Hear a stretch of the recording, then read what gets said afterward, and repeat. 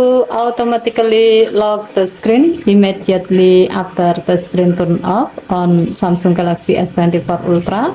Swipe down the top of the screen and then tap setting icon. Scroll down the screen to find lock screen and AOD. Tap lock screen and AOD. Tap secure lock setting. Since this phone uses pattern as screen lock, we have to draw it so that we can change the option within this menu.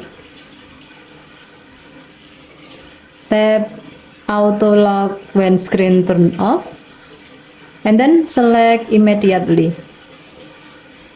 By choosing this setting, now your phone will automatically be locked immediately after the screen turn off. However, this feature will work if there's no extend unlock that keeping your phone unlocked. Okay, thank you for watching. Please help to like and subscribe. Have a nice day.